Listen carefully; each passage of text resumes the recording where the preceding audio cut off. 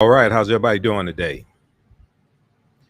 Hotep, hey, this is Michael Imhotep, founder of the African History Network, host of the African History Network show. I'm a talk show host, researcher, lecturer, writer, and historian. So it is Thursday, September 9th, 2021, and we are live. So many of you have heard me talk about a 10-week online course that I teach on Saturdays. From the Civil War to the Civil Rights Movement and Black Power, 1865 to 1968. And we have a new session of this class starting up on Saturday, September 11th. It's going to be 12 noon to 2 p.m. Eastern Standard Time. And I wanted to do a brief overview, a brief preview of the class to deal with some of the content that we talk about. Okay.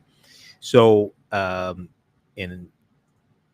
we have this, you can register for the classes at our website, AfricanHistoryNetwork.com. We'll talk about that. But this class is a 10-week online course, and we deal with history, about a little more than 100 years worth of history. And we deal with what happened after the Civil War ended. We start with 1865 and deal with some history leading up to the Civil War and why the Civil War was fought. And we go through and look at the Reconstruction era, 1865 to 1877. We look at Special Field Order number 15, 40 acres and a mule. We look at the 13th Amendment of 1865, which legally ends slavery. And we go through and look at history, the Jim Crow era. We look at the World War I, World War II, Red Summer of 1919, and we look at what happened to us after slavery ended. What were the laws and policies put in place? And how do we get to where we are today? We go through and look at the Civil Rights Movement, Brown versus Board of Education, U.S. Supreme Court case, 1954. We look at the Civil Rights Movement and the Black Power movement that comes out of SNCC in 1966 through the Nonviolent Coordinating Committee. Okay, so I do a PowerPoint presentation. We have book references, articles, video clips, and so much of this information is so relevant to what's taking place right now. On my radio show, if you watch us here on Facebook, you know, we just talked about the statue of General Robert E. Lee that was taken down on in Richmond, Virginia on Wednesday, September 8th. That statue has been up 131 years. This article here from NBC News, Robert E. Lee statue in Richmond, Virginia, taken down, cut into pieces. And, you know, this is the legacy of the Civil War. Okay. And we know that those monuments were largely erected to terrorize African Americans and lock us into a low position in society. All right. So I want to do a brief overview of the content that we cover in the class. I'm going to post a link here. You can register for the class. The class is on sale now, $70, regularly $130. We have it on sale until Saturday, September 11th. It's on sale $70. We do the class live. All the sessions are recorded. You can go back and watch it over and over again. Even after the 10-week online course is over with, you still have access to the class. You can go back and watch it. And we, if you visit our website, AfricanHistoryNetwork.com, we have it right on the homepage of the website. And click on register here, and you can enroll in the class. And there's bonus lectures that you get from me as well. We'll talk about that. So if we look at the PowerPoint presentation, here's some information that we deal with in the class. If we look at the Civil War, okay, and so much of the conflicts that we're dealing with today, and a lot of the conflicts in these former Confederate states, Georgia, the voter suppression laws coming out of Georgia, Texas, Florida, different things like this. This is still a legacy of slavery, and we see these voter suppression tactics are going to be implemented largely after the ratification of the 15th Amendment in 1870. We're going to really see this escalate after Reconstruction ends in 1877. But if we look at the U.S. Civil War, 1861 to 1865, and we know that South Carolina is going to be the first state to secede from the Union.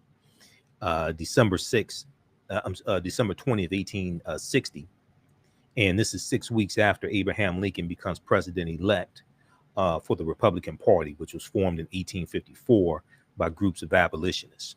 All right.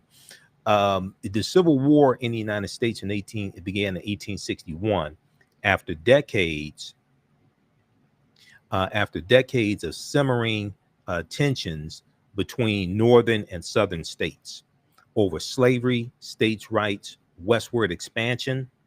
The election of Abraham Lincoln in 1860 caused 7 southern states to secede and form the Confederate States of America, the CSA, the Confederate States of America. 4 more states soon joined the CSA. Now, the war between the states, as the Civil War was also known, ended in Confederate surrender in 1865. So basically, April 9th, 1865, General Robert E. Lee, whose statue was just taken down, General Robert E. Lee surrenders to General Ulysses S. Grant at the Appomattox Courthouse. Okay. And we take you, each class we go through and break down this history. We go through and analyze an approximately 10-year period of history each class, so we get a better understanding of what happened, okay, and how we got to where we are today. And we're going to see the roles that laws and policies take place in a lot of these conflicts and a lot of the backlash that's taking place right now. We trace this to slavery and after the Civil War.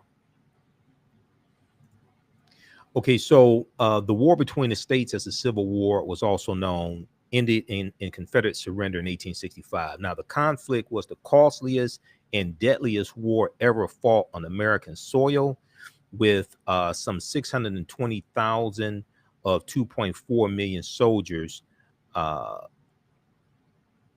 620,000 soldiers were killed out of 2.4 million that fought. Millions more were injured, and much of the South was left in ruin.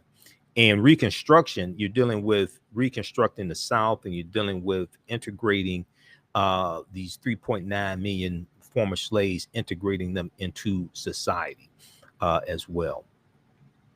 And what we're going to see is that the amount of investment that needed to be made into that effort to integrate them into society and give them some type of economic foundation, that not enough was invested in that. We're going to see that land that was given during for special field order number 15, 40 acres and a mule. We're going to see most of that land taken back. And one of the things we also focus on is the massacres that take place after the Civil War ends as well. And a lot of these massacres deal with trying to lock us out of political power. Also, not just economic power, but trying to lock us out of political power. Now, anytime I speak, I know I may say some things that people may have never heard before. Just because you disagree with it or don't like it does not mean it's not true.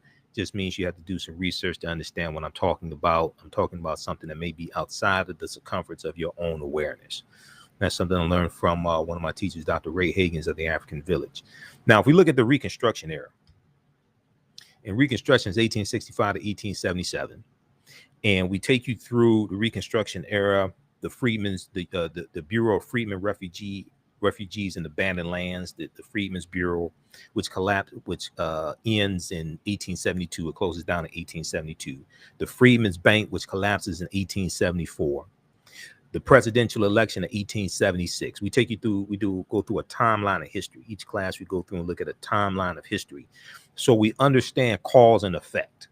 Okay, there's a class that I have right now taking place on Saturdays, and this one we're on class number 6. This past weekend we just talked about the Black Exodus of 1879. The Exodus of 1879 of African Americans leaving out of Texas and South Carolina and some of these southern states, going out west, going into Kansas. Okay. And in 1879, you have 6,000 African Americans that migrate from these southern states going into Kansas looking for a better way of life. It's known as the Exodus of 1879. It's also called the Black Exodus. of 1879 as well. How many people are familiar with the Exodus of 1879? Now, if we look at the Reconstruction era, for a 14-year period, the U.S. government took steps to try and integrate the nation's newly freed population into society. Okay. Between 1863 and 1877, the U.S. government undertook the task of integrating nearly 4 million formerly enslaved people into society after the Civil War bitterly divided the country over the issue of slavery. Now, you have idiots like Larry Elder, who's running for governor of California, black conservative talk show host, just a total jackass, who in a interview that Candace Owens, another idiot, did with him, he says that slaveholders should be given reparations because, like it or not, slavery was legal and their property was taken away from them. All right. Now, he didn't mention the fact that they were given their land back by President Andrew Johnson after Lincoln is assassinated and after Special Field Order number 15, approximately 400,000 acres of land, and we deal with 40 acres in the Mule, Special Field Order number 15, approximately 400,000 acres of land is going to be allocated, and it's going to go to 40,000 African-American families, but it's coastal land in South Carolina, Florida, and Georgia. Most of that land is going to be taken back and given back to the plantation owners, former slave owners, by President Andrew Johnson. And then also in April of 1862, President Lincoln signs off on the Compensated Emancipation Act of 1862 that pays reparations to slaveholders in Washington, D.C. Not all slaveholders in the U.S., but just slaveholders in Washington, D.C. Okay. But what he didn't tell you is that the international transatlantic slave trade was outlawed by the U.S. government, and that law went into effect January 1st, 1808. And the international transatlantic slave trade is the process of bringing Africans into the U.S. to enslave them. That was outlawed January 1st, 1808. So all the Africans that were brought to this country from January 1st, 1808 to July of 1860, when the Clotilda comes into Alabama, all that was illegal based upon federal law. He didn't want to tell you that either. So they kept, these Europeans kept violating, these white people kept violating federal law, bringing Africans into this country. So these are the type of things that you find out when you study history. And we see most of these conflicts that are taking place today have a historical origin. All right. So, and this shapes laws and policies. People's understanding of history impacts the laws and policies they support and the politicians they support. It impacts what is taught in schools and the position that people take when it comes to systemic racism being taught in school and understanding white supremacy and the history of slavery and things like this. So this has a wide-ranging impact. How's everybody doing? Share this broadcast on social media platforms. Invite your friends to tune in also. I'm doing a brief preview of a new 10-week online course that I teach from the Civil War to the Civil Rights Movement and Black Power, 1865 to 1968.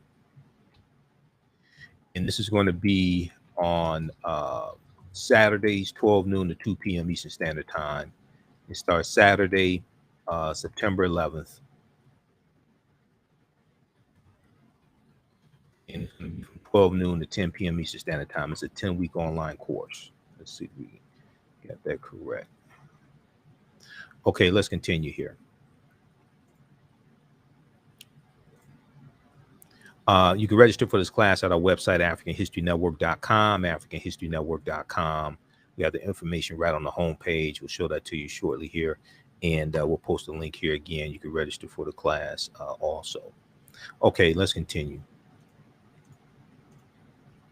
So when we look at Reconstruction,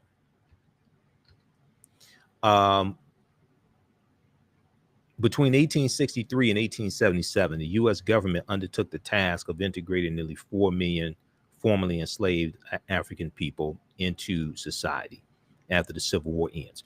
A white slave-holding South that had built its economy and culture on slave labor. A white slave-holding South that had built its economy and culture on slave labor.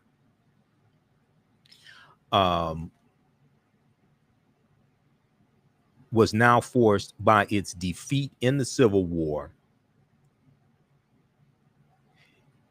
that claimed 620,000 lives to change its economic.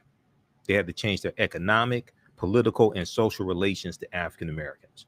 We're going to see a continuous backlash against this as well from former plantation owners, former slave owners, things like this. And eventually you're going to see some Republicans get tired of having to deal with the issue of the Negroes as well. We're going to see this also take place. So let's continue here. We talk about 40 acres and the Mule, special field order number 15. And what's interesting about this is that, one, it wasn't designed to be compensation for work that was already done as slaves. A lot of people think that it was compensation for work already done. No, there was a meeting that took place in January of 1865. General William T. Sherman, General William Tecumseh Sherman, met with some African American leaders, a lot of them African American ministers, things like this. And this is the last year of the Civil War. And he basically said, look, the war is coming to an end. The slaves are going to be freed. It's inevitable. Okay. Many of the northern states had already freed the slaves even before the Civil War started. And he asked them, what do your people need to be free? What do your people need to be independent, to be self-sufficient? They resoundingly said land. We need land. It wasn't designed to be compensation for work that was already done. It was designed to be a support system to give them land to be independent. So you didn't have all these former slaves walking around homeless, destitute, you know. And also, when you research this, and there's an article that Dr. Henry Louis Gates Jr. did for the root.com, and it's also on PBS's website, pbs.org.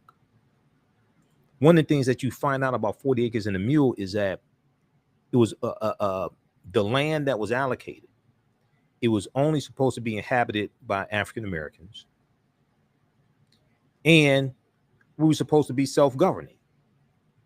It was supposed to be self-governing, like a nation within a nation. There's an article from pbs.org that I talk about in the class, and I've talked about in some of my lectures before. And it's, what is it called? It's 40 acres and a mule. Hold on, what is that? The truth behind 40 acres and a mule. That's what it is. The truth behind 40 acres and a mule. Hold on. Read this article here. This gives a better understanding of what took place. And also the mule is something that was added later, and it was to be loaned to us. The mule wasn't given to us, and it wasn't supposed to be for perpetuity. The mule was to be loaned to us as well, or to those, not us today, but to those Africans back then. So read this to get a better understanding of Special Field Order number 15. All right, let's continue here. So we go through and deal with that, exactly what it was. Special Field Order number 15. We talk about Juneteenth, June 19th, 1865 in Galveston, Texas, and deal with that history. There was an interesting, so Juneteenth has been made a federal holiday, and I've done, actually did a 2.5-hour lecture, June 16th, 2021, dealing with the real history of Juneteenth, because the Emancipation Proclamation did not free the enslaved Africans. It was a military strategy that Lincoln used. Lincoln was trying to bring the South back into the Union. The Civil War was not fought to end slavery. The Civil War was fought to bring the South back into the Union. Okay. And Lincoln issued the ultimatum to the Confederacy. He said that the initial Emancipation Proclamation was September 22nd, 1862. And it said that the slaves in territories of rebellion and states of rebellion were free. Okay, they were going to be free if those territories did not come back into the Union by January 1st, 1863. It said that the slaves in territories that stayed loyal to the Union, they were still slaves. So the African slaves in Maryland, Missouri, Kentucky, and Delaware, those border states, they were still slaves. This is why you have to read a lot of these documents. If you go to loc.gov, the Library of Congress website, loc.gov and congress.gov, and read, and also archives.gov. Go to loc.gov, Library of Congress website, and archives.gov, National Archives, and read the Emancipation Proclamation. Okay, you can see it's not what most of us have been taught that it was. So we deal with, with Juneteenth becoming a federal holiday. And I talked about this, and I was speaking at the Juneteenth Festival, the 3-day Juneteenth Festival in Atlanta around the time of Juneteenth. And I was doing a couple of presentations down there. And I talked about how the Juneteenth federal holiday is a powerful tool if we understand how to use it, because this forces into a national conversation a history that Republican controlled state legislatures are passing laws to suppress the teaching of this history, largely to suppress the teaching of the history of slavery, systemic racism, things like this. And if you look at, there was an article from the New York Times that came out. There were so many articles written about the history of Juneteenth. And some of the articles, some of the information they got was wrong. Like they said, that was when slavery ended, or that was the how do they put it? The last of the slaves were freed, June 19th, 1865. Well, when you actually study the history of Juneteenth, you're going to find out that some slave owners in Texas kept their African slaves to the next year and kept the information away from them. It's suspected that maybe they did it to get an additional year's worth of work out of them, and on the farms and things like this, on the plantations, etc. And then we know that they're going to be Native American nations. They're going to keep slaves until 1866, 1867. And this is why you needed the Black Freeman Indian treaties of 1866 to free the slaves of the Choctaw, Chickasaw, Creek, Cherokee, and Seminole Indians. That's something we deal with in the class as well, because what are known as the 5 civilized tribes of Native Americans, they all own African slaves also. The Choctaw, Chickasaw, Creek, Cherokee, and Seminole Indians, which ties into the history and the origins of Tulsa, Oklahoma, because Tulsa, Oklahoma was founded by Creek Indians around 1834, 1836, who get pushed off of their land in the southeastern United States because of the Indian Removal Act of 1830, signed by Donald Trump's favorite president, President Andrew Jackson, who was a white supremacist slave owner. And they all get pushed, and they go out west over 1,000 miles on what's known as the Trail of Tears, and they take the African slaves with them. So about a third of the people on the Trail of Tears were African people. And they go into Oklahoma.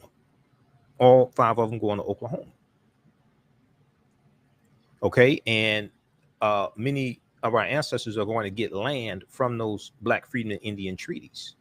They're going to get land after the Civil War ends. And a lot of the early African American landowners in Tulsa, Oklahoma, got land from those treaties. So we deal with Juneteenth as well. We talk about the 14th Amendment, 15th Amendment. We deal with people like Sarah Rector. Sarah Rector was known as the richest Afro-American girl in the country. She became a millionaire. She was about 13 years old or 12 years old. Became a millionaire in 1913. And Sarah Rector's family was of her family had been owned by the Creek Indians, and they're going to get land because of those Black Freedmen Indian treaties and the Dawes Allotment Act of 1887, which is a redistribution of 138 million acres of land. And most of that land was supposed to go to Native Americans and Black Indians. And 2/3 of that land went to white people. It's one of the massive land giveaways that we largely got locked out of. That's after the Homestead Act of 1862 and the Southern Homestead Act of 1866. Okay, that's after that. It's about 270 million acres of land that's going to be given away from the Homestead Act of 1862. They gave away that land for over 100 years. All right. One source says the last allotment was given away in 1976. I have another source that says the last allotment was given away in 1988, 80 acres of land in Alaska. That's the Homestead Act of 1862. And we largely got locked out of that land. But this is Sarah Rector. It's a good article from face-to-faceafrica.com. And I do a lecture series called Great African Women in History, the Mothers of Civilization. And this is one of the people who I talk about in that lecture series. Sarah Rector was 12 years old when she became a millionaire. Oil was discovered on her land that she got because of the Dawes Allotment Act of 1887. Oil was discovered on her land. This is an article from face-to-faceafrica.com. Okay. This is not conspiracy theory, hocus pocus nonsense. This is real history. Okay. You see, this is why it's so important to understand this history that happened after slavery ended and during that Reconstruction era, during the after the Civil War, etc. Sarah Rector was born in Indian Territory, March 3rd, 1902. According to sources, she was considered colored, though not African American, but she was African American. They called her Afro-American after she oil was discovered on her land and she became a millionaire. But not only that, when you research Sarah Rector, she was so wealthy, white people wanted to reclassify her as white, as some Indians had been reclassified as white. She was so wealthy, white people wanted to reclassify her as white because white is a status. Okay. And if you look at and all you have to do is look at you can look at the 2020 and the 2010 US Census forms. And what you do is look at the racial classifications. Okay. Because like when you look at the 2010 US Census form, when you look at the racial classifications for white, it talks about people who originate in European countries, but it also talks about people who immigrate to the country or originate in the Middle East. So people like who immigrate from what are called Middle Eastern countries, coming from Saudi Arabia, different things like this. But then also it talks about people coming from North Africa, from Egypt, Libya, Algeria, things like this. They're classified as white by the federal government as well. And there's a landmark case dealing with this of Dr. Mustafa Hefny. Okay.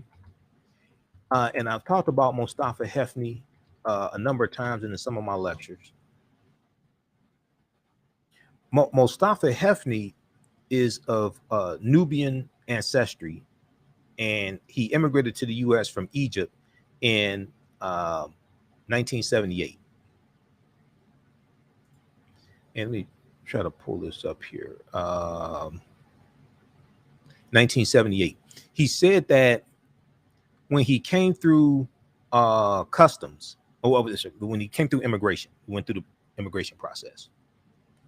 He said they gave him his papers And they told him, you are white now. You are white now. There was a article. Let me see if we can pull up the article from the Griot. There was one from the Griot. There was one from, yeah, let's look at this one here briefly. This is from September 4th, 2012, from the Griot. How's everybody doing? Those just tuning in, we're doing a brief overview of a new 10-week online course that I teach on Saturdays. Class number 1 starts up Saturday, September 11th. This is going to be from the Civil War to the Civil Rights Movement and Black Power, 1865 to 1968. Let me see here. Can we close this? All right. Detroit immigrant fights to be classified as black. Detroit immigrant fights to be classified as black. And this talks about Mustafa Hefny, 61-year-old Detroit immigrant, has fought for over 30 years to be officially recognized as a black man. Mustafa Hefny has been trying to get his racial designation changed since he arrived in the United States from Egypt in 1978, and has even reached out to President Barack Obama for assistance. On the surface, it would seem obvious that Hefny is indeed black. He is brown skinned with curly hair, yet the U.S. government considers him to be white. The U.S. government considers him to be white, okay? There's been numerous articles written about him, articles here in Detroit. He said, let me see, do they have a picture of him in this? They got all these goddamn ads, but let me see something. Let me find another. Hold on just a second here. Just a second here. Pull up another one. Yeah, this one right here. This is an article that I've shown before.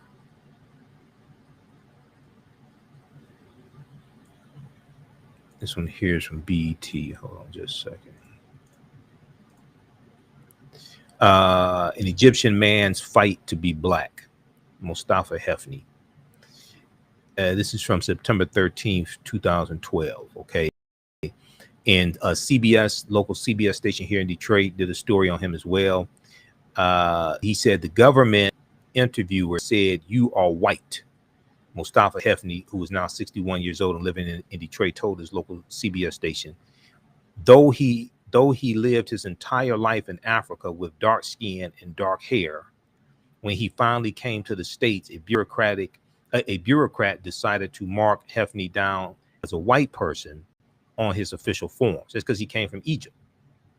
In Egypt, those North African countries, Egypt, Algeria, Libya, when people immigrate to the U.S., they're classified as white, regardless of how they look. And for the past 34 years, he's been fighting for his right to become a black man. Read the rest of this article. Okay, this deals with status, but it's on the U.S. Census form.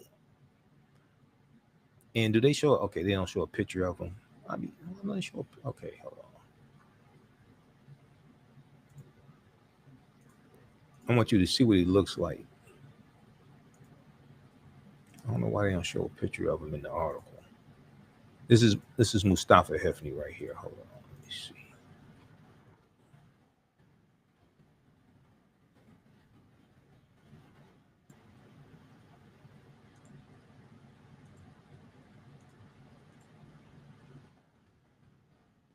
There's some pictures of him right here. Okay, there we go. Yeah, we got it. Okay, he doesn't look white to me, but you know, he looks like a brother to me. But that's classification by the U.S. government. All right, which deals with status. Whole nother presentation. We'll check that out. All right, let's continue here. So yeah, white people that want to classify, yeah, Europeans that want to classify Sarah Richter as white also. Now, if we go back quickly here and look at this article from face-to-faceafrica.com dealing with Sarah Richter. This ties into the origins of Tulsa, Oklahoma, and Black Wall Street. So she was, as the U.S. site As the site U.S. Slave explains, Sarah Rector and some 600 other black children were entitled to land allotments as the children of enslaved people belonging to the Creek Indian Nation, belonging to the Creek Indian Nation. Why was that? Well, let's look at this here.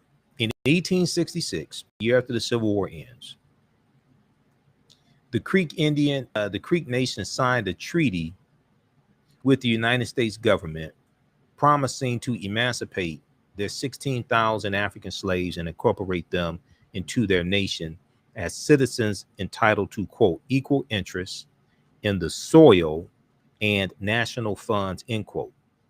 2 decades later, the federally imposed Dawes Allotment Act of 1887, the Dawes Allotment Act of 1887, sparked the beginning of the total assimilation of the Indians of the so-called 5 civilized tribes and Native Americans by forcing them to live on individually owned lots of land instead of community as they had done for centuries, the site explains. Okay. Now, when we look at Sarah Rector, oil is going to be discovered, okay, by oil driller B.B. Jones finds a gusher on her land, bringing in 2,500 barrels. Okay, Sarah Rector began receiving an income of $300 per day. All right, and she's going to become a millionaire. Local newspaper, the Kansas City Star, publicized its headline, "Millions to a Negro Girl, Sarah Rector, 10-year-old, has income of $300 a day from oil." This is from September 1913. Okay, so read this here, but this is like some of the history that we deal with in the class. And what we do is you go through this history chronologically and look at movements of African Americans, formations of townships. When we look at Oklahoma, there were about 50 African American townships that took place in Oklahoma. So when we look at the formation of Tulsa and the Greenwood district, North Tulsa, where African Americans live, well, Greenwood district, the business district, starting at the intersection of Greenwood, Arch, and Pine, but North Tulsa is where African Americans were regulated to. And oil is going to be discovered in Tulsa, in Oklahoma in general. Oil is going to be discovered, and you're going to have many people going into Oklahoma for a better way of life and to make their way. And many of them are going to be African Americans. And one of the towns they go into is Tulsa for a better way of life, and they're fleeing from southern states going into Tulsa. All right, let's continue here. How's everybody doing? How you all like this type of information? Okay, so we take you through our history. We do it the Black Freeman Indian Treaties, 15th Amendment ratified 1870. Also, we deal with the Force Acts, the 4 Force Acts, including the Ku Klux Klan Act of 1871, which is still on the books and still being used now, because the lawsuit that was filed against Donald Trump and filed against Donald Trump and some other people for inciting the January 6th insurrection. They're using the Ku Klux Klan Act to do that. All right. And then also the Capitol Police just filed a lawsuit, the 7 Capitol Police. They just filed a lawsuit as well regarding the January 6th insurrection. And they're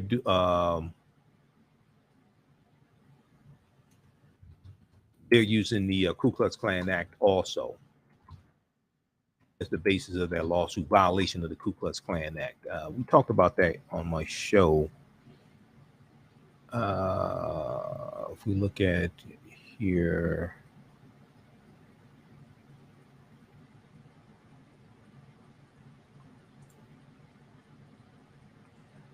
we'll pull up this.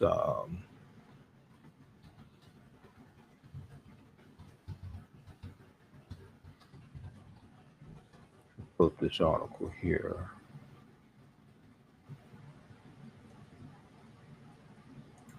Well, this is one from Yahoo News. They picked it up from Rolling Stone. Capitol police officers sue Trump for spreading election lies that led to Capitol attack. August 26, 2021. Capitol police officers sue Trump for spreading election lies that led to Capitol attack.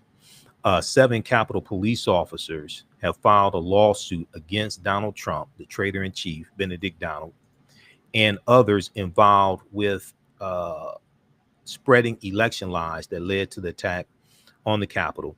The suit filed Thursday in U.S. District Court, the District of Columbia, U.S. District Court for the District of Columbia, names the Stop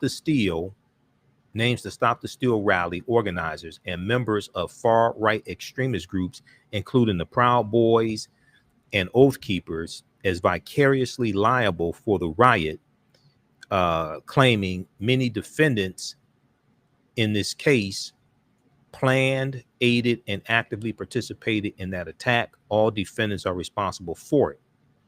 Now, when we go through and look at this here, the suit was filed by the Lawyers Committee for Civil Rights under law on behalf of the Capitol Hill police officers. The lawsuit alleges that the defendants' actions violated the Ku Klux Klan Act of 1871, a law designed to allow the President of the United States to combat the Ku Klux Klan and other white supremacist organizations, that also protects against those who interfere with Congress official duties.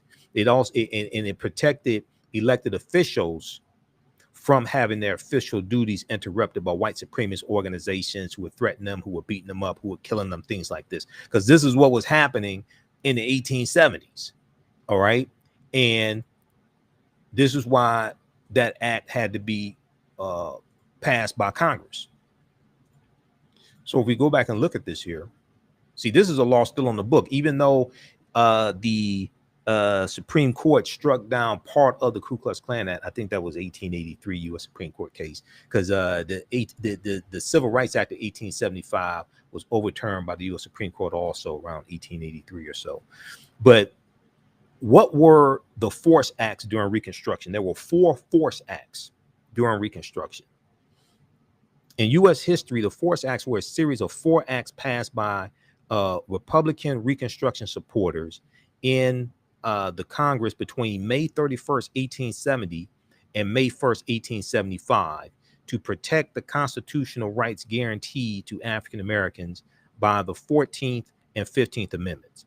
The major provisions of the acts authorize federal authorities to enforce penalties upon anyone interfering with the registration, voting, office holding, or jury service of African Americans. The registration, registering people to vote, actually voting, the attacks that were taking place on the voter polls. Or if you look and see what's taking place today, this is a repeat of what's taking place during Reconstruction and what happened after Reconstruction with a lot of these voter suppression laws that were passed, like the Mississippi State Convention in 1890, where they instituted the poll taxes and literacy tests. It was called the Mississippi Plan, and this became the model for a lot of the voter suppression laws that are going to be passed by South Carolina and Georgia, Alabama, these other former Confederate states that are doing the same thing today. All right. So the major provisions of the acts authorize federal authorities to enforce penalties upon anyone interfering with the registration of people to vote, actually voting, office holding. Okay, so elected officials holding office, engaging in their duties as office holders, because African Americans were being elected into public office, but also white Republicans were being attacked by these white domestic terrorists as well, or jury service of African Americans.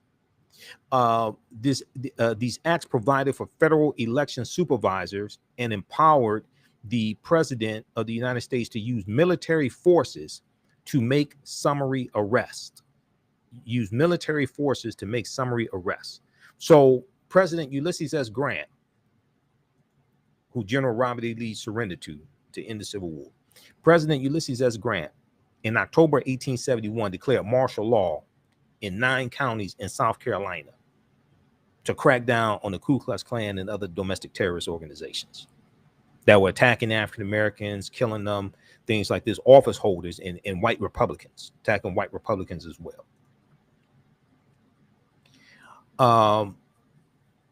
This act and earlier statutes resulted in more than 5,000 indictments and 1,250 convictions throughout the South.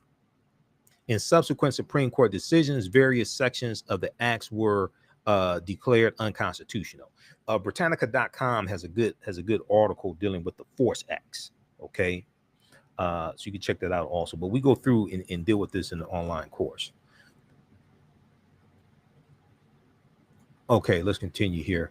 So this deals with the Ku Klux Klan Act of 1871. Now this is at history.house.gov. House.gov is the official website of the U.S. House of Representatives, and history.house.gov is the history section at house.gov.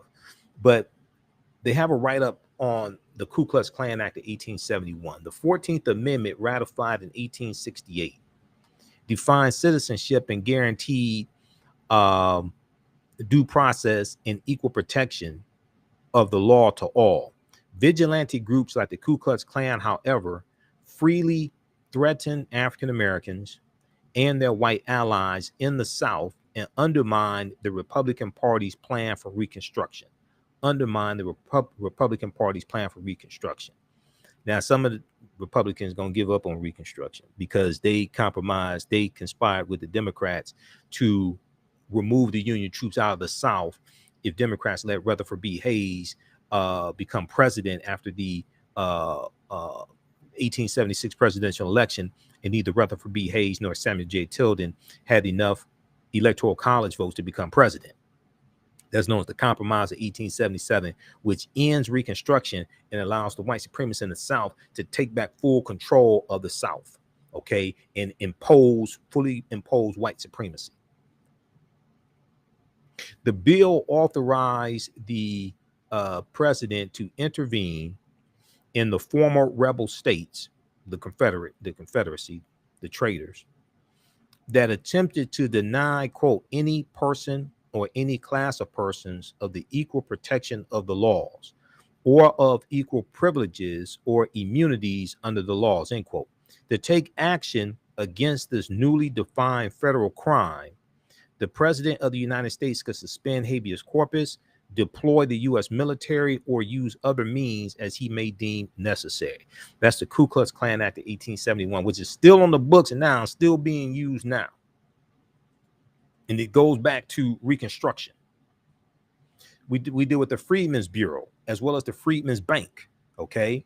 And the Freedmen's Bureau was underfunded. Originally, it was supposed to be only for a year. This is the Bureau of Freedmen, Refugees, and Abandoned Lands, the U.S. Bureau of Freedmen, Refugees, and Abandoned Lands. And this was supposed to aid the newly freed African Americans, newly freed slaves, as well as aid destitute white people. Because there's a lot of white people who were destitute. They worked on farms, worked on plantations. They had nowhere to go either. They did not know where the next meal was coming from. How's everybody doing? We've got Gwen, Alvin, Rogers, just a few of the people. Just a few of the people watching. Lisa. You can visit our website, AfricanHistoryNetwork.com. You can register for this 10-week online course that I teach on Saturdays. Class number 1 starts up Saturday, September 11th. It's going to be 12 noon to 2 p.m. Eastern Standard Time. You can watch from around the world. We do the classes live. All of the sessions are recorded. All sessions are recorded as well, and they're archived. You can go back and watch them anytime. The class is regularly $130. We have it on sale for $70 until Saturday, September 11th. You can register for it right now. Click right here, register here. As soon as you register, it takes you to the next page. As soon as you click on register here, it takes you to the next page. Click on enroll. As soon as you enroll, there's bonus content that you can start watching. You're going to get some bonus lectures from me. Also, you get the one that I just did in June, dealing with Juneteenth and the real history of Juneteenth. That's a 2.5-hour lecture. Also, you'll get a six title pack from me, a six title lecture pack from me called Black Migration 1619 to 2019. We go through and deal with a lot of history. We deal with Black migrations and that 400-year anniversary, dealing with August 20th, 1619 in Virginia. We deal with the Great Migration, 1915 and 1970, the Red Summer, 1919, Detroit Race Riot, 1943. Also, this one here, which deals with the ancient African presence in the Americas, including this land we call the United States of America, going back tens of thousands of years ago. And the Khoisan, who have the oldest DNA on the planet, come from Southern Africa. They were here in this land we call the United States of America, going back at least 51,700 years ago. And these are some of the things that Dr. David Imhotep talks about in his book, The First Americans Were Africans, Documented Evidence. This book here, The First Americans Were Africans, Documented Evidence. And this deals with the African presence in the Americas even before the people who we call Native Americans came into existence. I've interviewed Dr. David Imhotep a number of times as well. Okay, so you get 6 bonus lectures from me also. Okay, so that's at our website, AfricanHistoryNetwork.com, AfricanHistoryNetwork.com. You can register for the class now. This bonus content you can start watching. Then there's also another class that I teach, Ancient Kemet, the Moors, and the Ma'afa, Understanding the Transatlantic Slave Trade, what they didn't teach you in school. And this class deals with thousands of years of history. We have this one, class number 1 starts at Sunday, September 12th, 12 noon to 2 p.m. Eastern Standard Time. Okay. And with this one here, this is on sale for regularly $130, on sale $70 until Sunday, September 12th. This one deals with thousands of years of history and deals with history leading up to the transatlantic slave trade. And the other class, from the Civil War to the Civil Rights Movement, Black Power, 1865 to 1968, that class picks up where Understanding the Transatlantic Slave Trade leaves off. Because the Understanding the Transatlantic Slave Trade class, I've taught that class since 2017. There's just so much information. We take you through a timeline of history. We deal with the 800-year occupation of Europe by the Africans known as the Moors. There's just so much history. I can't get all that into 10 weeks, 10 sessions. Okay, so because I wanted to really focus in on this period of time from 1865 to 1968 and through the Civil Rights Movement, the Black Power movement, all that, I had to create this new class here to really, so each class we can go through and analyze an approximately 10-year period of history.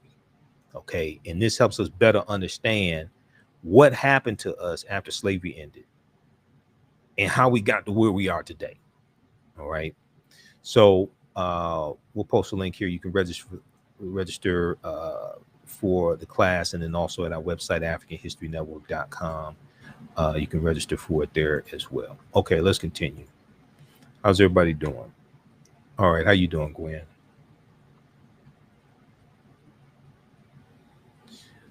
Okay, I want to go back to this PowerPoint presentation here. So the Freedmen's Bureau is a deep history in itself. And what we're going to see is that a lot of people are going to get tired as we go through Reconstruction. A lot of people are going to get tired of dealing with the problem of the Negro. And some Republicans are going to get tired of dealing with the problem of the Negro and investing money and things like this into these programs, into the Freedmen's Bureau.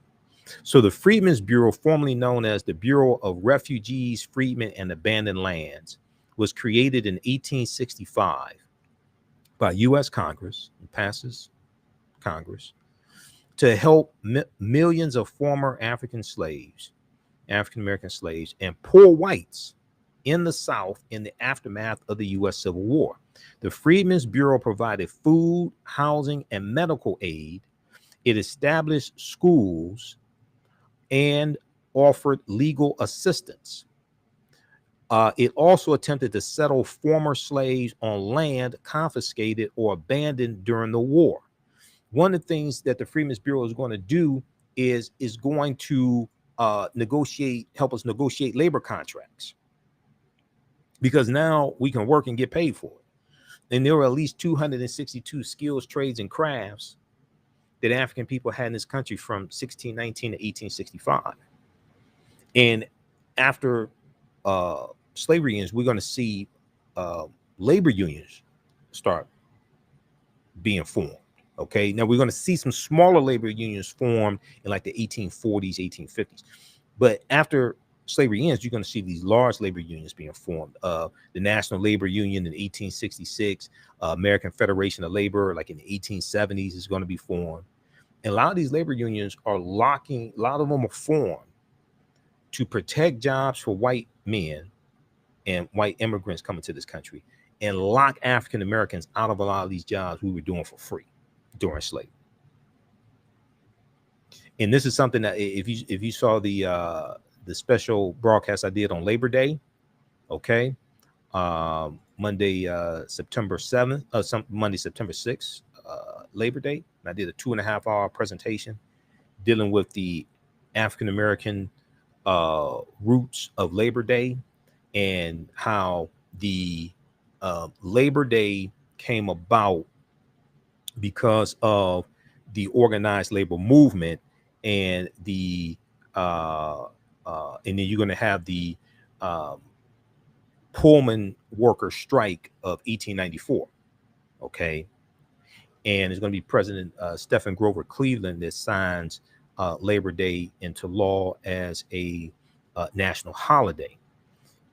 But the organized labor movement comes about because of the Industrial Revolution and a switch from a agricultural economy to an industrial economy, and the factories and the mills, and the production of goods, the mass production of goods, but also mass production of textiles and of clothing, etc. And we're going to see the Industrial Revolution begin in the 1790s in England, especially around Manchester, England. And the foundation of the Industrial Revolution was the production of cotton. And the majority of that cotton was produced by African slaves. So one thing, if you missed that presentation, you can go back and watch it on our Facebook fan page, the African History Network, and our YouTube channel, Michael Imhotep, Imhotep. We go back in history and we look at the origins of the Industrial Revolution. And because of the Industrial Revolution and more people going to work in the factories, then that causes a need to organize the labor of these people working in factories, because they're working in unsafe conditions, unsanitary conditions. There's no 8-hour work day, 5-day work week, things like that. That doesn't exist. It's only because of the labor movement that we have things like that, the 8-hour work day. And then you didn't have child labor laws. Okay, you didn't have child labor laws like in the 1880s, 1890s, things like that. That's going to come about because of the labor movement. All right. Well, the need for organized labor comes about because of the Industrial Revolution. The foundation of the Industrial Revolution are largely cotton produced by African slaves. Okay.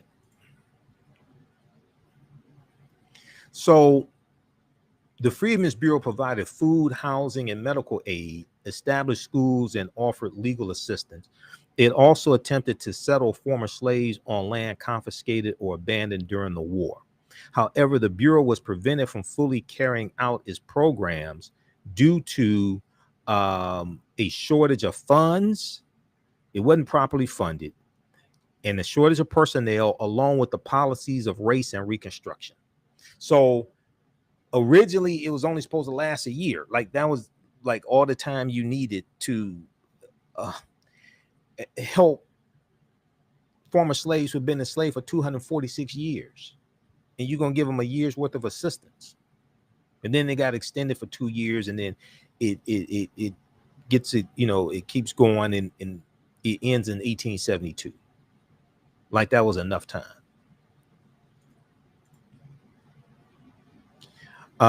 Okay.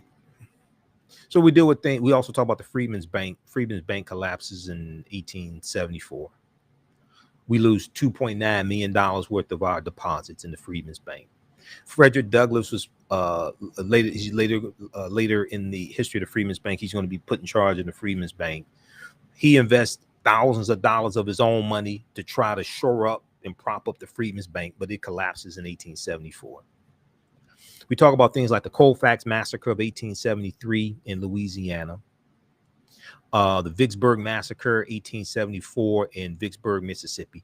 This one right here, a lot of these attacks, a lot of these massacres are going to sit around political violence and trying to intimidate African Americans to keep us from voting, trying to overturn our vote, trying to overthrow state governments or city governments, like the Wilmington Massacre in 1898.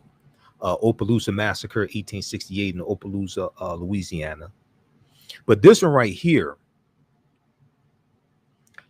in Eufaula, Alabama, November 3rd, 1874, the White League attacks black voters. This is another domestic terrorist organization. It wasn't just the Ku Klux Klan. There's a number of them. On November 3rd, 1874, deadly election riots took place in Barber County, Alabama. The White League, a paramilitary group affiliated with the Democratic Party at the time. Today, those domestic terrorist organizations they vote for Republicans. The White League attacked African-American voters at the polls in Eufaula and Spring Hill, Alabama. 7 African-Americans were killed and 70 others wounded. More than 1,000 African-Americans were driven away from the voter polls due to the violence of the white supremacist group. You can read more about this at Zen Education Project. Zen Education Project has a piece on the White League attack in Eufaula, Alabama. Let me pull this up here.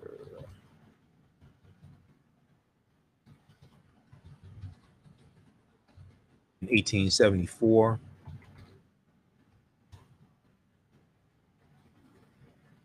Right here from the Zen Education Project. But we go through history and we go through it and look at all these things that happen. These laws and policies that were put in place, the migrations of people, these massacres that take place. Okay. This is from the Zen Education Project. November 3rd, 1874, White League attacks black voters. What were they afraid of? Why were they afraid of us voting? I still haven't been able to figure that out. The Vicksburg Massacre of 1874, that surrounded elected officials. Peter Crosby, who's formerly enslaved and a veteran of the Union Army, he was elected as sheriff there in Vicksburg, Mississippi. In this massacre, this Reconstruction era massacre, is estimated between 75 to 300 African Americans were killed in this one, the Vicksburg Massacre in Vicksburg, Mississippi. We talk about the laws that were put in place to suppress the African American vote, and the Mississippi State Convention of 1890, where they said we are here to exclude the Negro, because African Americans were voting in Mississippi, and we made up the majority of the population in Mississippi. And we had already had the only African American U.S. senator for Mississippi. That was in 1870, Hiram Rhodes Revels. There has never been a U.S. senator, an African American U.S. senator from Mississippi, since Hiram Rhodes Revels in the 1870s. But if you look at this piece here from the Washington Post, The Mississippi Plan to keep blacks from voting in 1890. We came here to exclude the Negro. The Mississippi Plan to keep blacks from voting in 1890. We came here to exclude the Negro. And the man who presided over the convention, his name, he was a white county judge named Saladin Calhoun. And let me close out some of these tabs here. Let me go over to it right here. Here's what he said. He said, let's put it bluntly. He said, let's tell the truth about why they're here. Let's tell the truth if it bursts the bottom of the universe. He said, we came here to exclude the Negro. Nothing short of this will answer. They want to lock African Americans out of voting in Mississippi so they can fully take back control of the state legislatures, fully take back control of political power in Mississippi.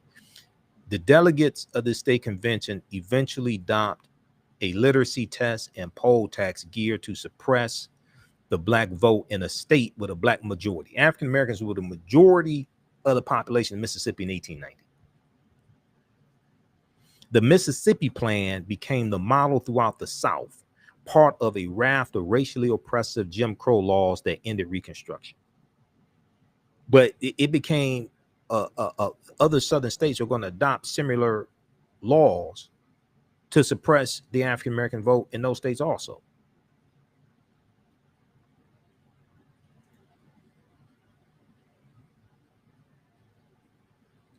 And let's see, they have a picture here of Hiram Rhodes Rebels right here. U.S. Senator from Mississippi. He became a U.S. Senator in 1870.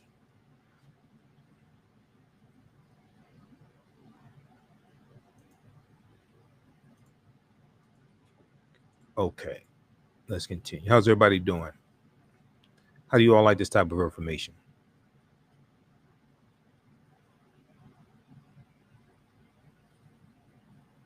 The impact of the legislation was swift in Mississippi. By 1910, registered voters among African Americans dropped to 15% in Virginia.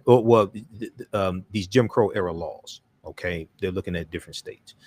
The impact of the legislation was swift. By 1910, registered voters among African Americans dropped to 15% in Virginia and under 2% in both Alabama and Mississippi. Okay, according to historian Donald G. Nyman in his book, Promises to Keep African Americans and the Constitutional Order, 1776 to the present. And this comes from the article from history.com, how Jim Crow era laws suppressed the African American vote for generations.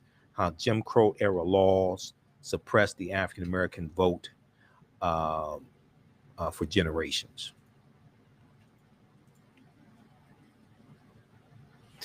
So we go through history. We deal with like the all-white primaries, like the all-white primaries of 1918 in Texas, and coming from things like the Texas State Constitution of 1876 that talked about the purity of the ballot box.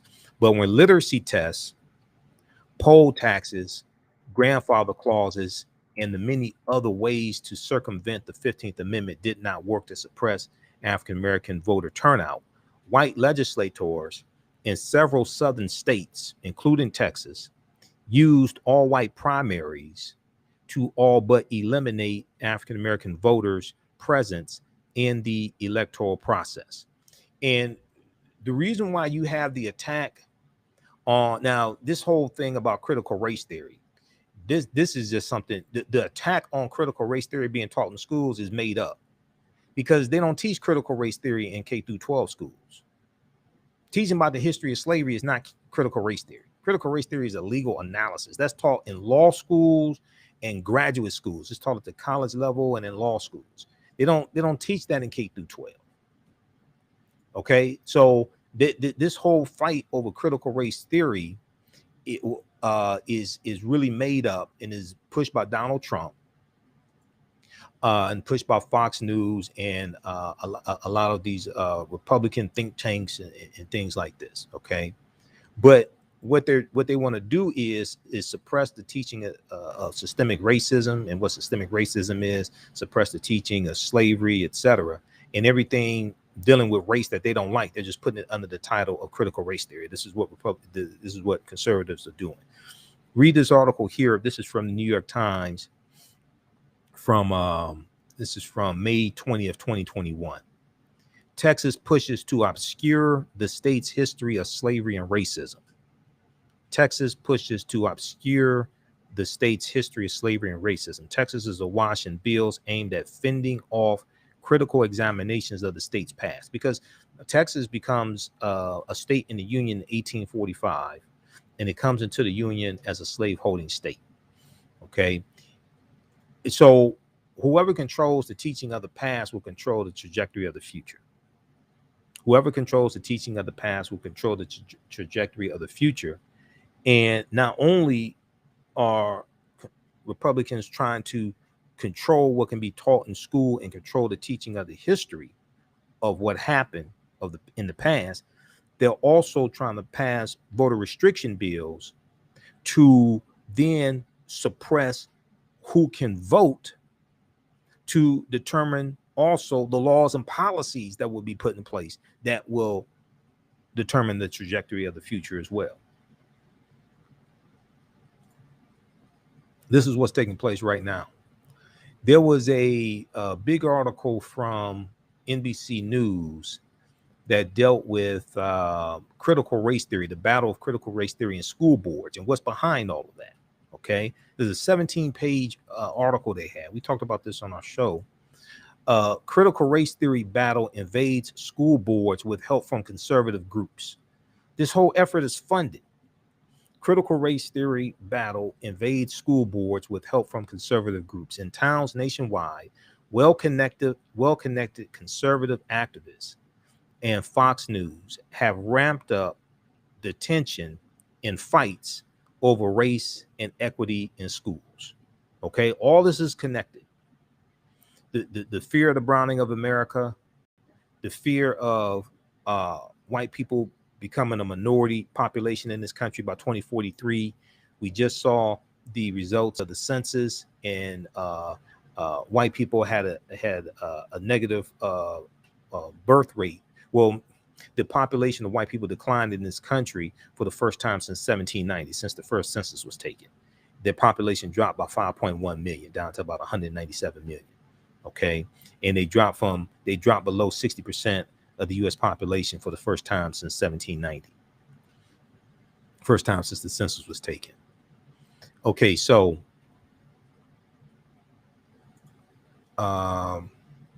read this article here, and it goes through what's behind all of this, and it talks about there's 165 groups. Conflicts like this are playing out in cities and towns across the country amid the rise of at least 165 local and national groups that aim to disrupt lessons on race and gender, according to an NBC News analysis of media reports and organizations' promotional materials.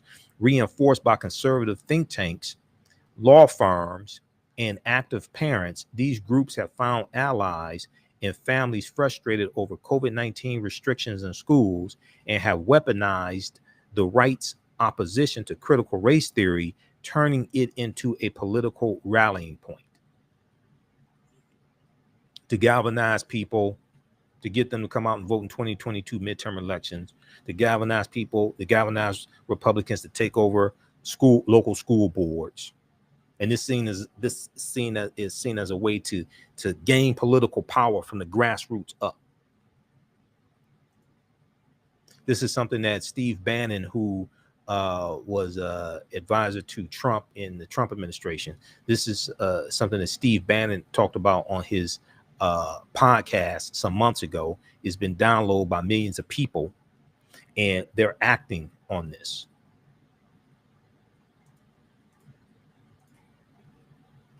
Okay, so all white primaries as well. Now, after a white election official blocked an African-American man named Lonnie E. Smith the right to vote in the 1940 Texas Democratic Party, the NAACP's Thurgood Marshall and William H. Hastie challenged the case all the way to the U.S. Supreme Court. In 1944, the U.S. Supreme Court ruled in Smith versus Allwright that the Texas white primary system was unconstitutional. The Texas white primary system was unconstitutional. We see the all-white primaries in 1918 in Texas.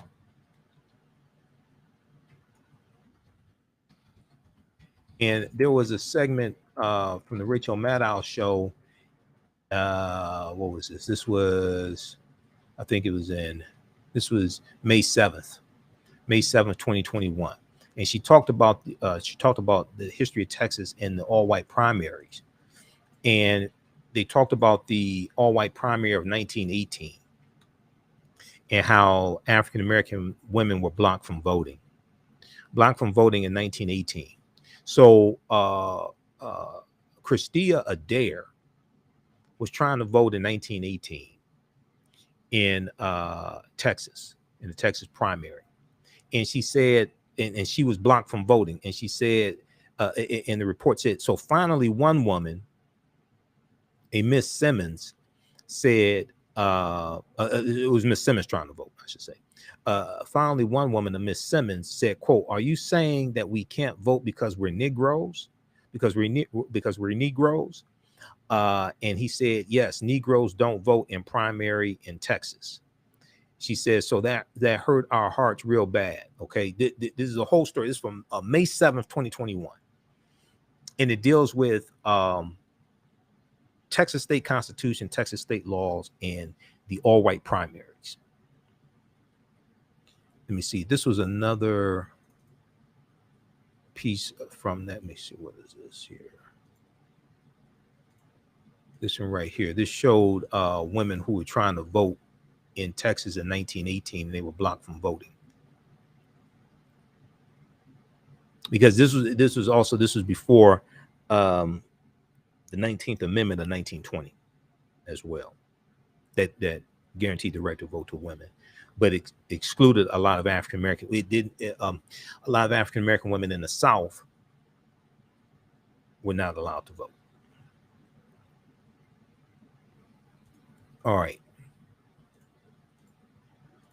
So this is just a sample of some of the information we deal with. We deal with the Compromise of 1877 in the Reconstruction, the Great Migration, 1915 and 1970, and 6 million African Americans migrating from the South up north and out west. We deal with the Red Summer 1919, the rise of the Ku Klux Klan because of the movie The Birth of a Nation in 1915. We go through, there were World War I, World War II. We talk about people like William Monroe Trotter and Charlotta Bass, who protested against the movie The Birth of a Nation, the organized protests against this. Oscar Micheaux, who was making films in 1920s and 30s and 40s. He directed and produced 44 films as well. And we were making movies to fight back against negative stereotypical images in the early 1900s. We look at the Red Summer 1919, where you had over 25 major race riots in this country the year after World War I ends also. We go through World War II and the Civil Rights Movement and Black Power movement as well. Okay, so this is from the Civil War to the Civil Rights Movement to Black Power, 1865 to 1968. All right, this is a new 10-week online course we have starting up on Saturday, September 11th. We do the class live. It's going to be 12 noon to 2 p.m. Eastern Standard Time. We do the class live. All the sessions are recorded. You can go back and watch it over and over again. If you go to our website, AfricanHistoryNetwork.com, and scroll down the page, you see the information for the online course. It's on sale right now. It's regularly $130. It's on sale $70 until Saturday, September 11th. Click right here on register here. It takes you to the next page and just click on enroll. As soon as you're enrolled, there's bonus content. You can start watching. You can join us in class on Saturday, September 11th. And all the sessions are recorded also. So if you missed the class, you can go back and watch it anytime.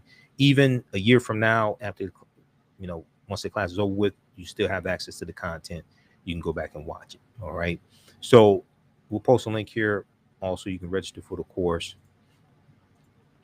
Hopefully you all learned something from this presentation. Hopefully you like this type of information. And if you want to support the African History Network, you can do so through Cash App, $ the AHN Show, through Cash App, $ the AHN Show through Cash App. Also through PayPal, paypal.me/the AHN Show. This helps us to broadcast the radio show. We're on 6 days a week, Monday through Friday, 11 p.m. to midnight, and Sundays 9 p.m. to 11 p.m. Eastern Standard Time. And there's information about the radio show on our website, AfricanHistoryNetwork.com, as well. All right. You can also listen to audio podcasts of our shows. Also, wherever you get your audio podcast from, just search for the African History Network Show, the African History Network Show. We're on iHeartRadio, Castbox, FM Player, Blog Talk Radio. Just search for the African History Network Show. And at our website, we have information there on the homepage dealing with the radio show also. Let's see here. Right here. In times of the show, etc. And just click here to listen to audio podcasts.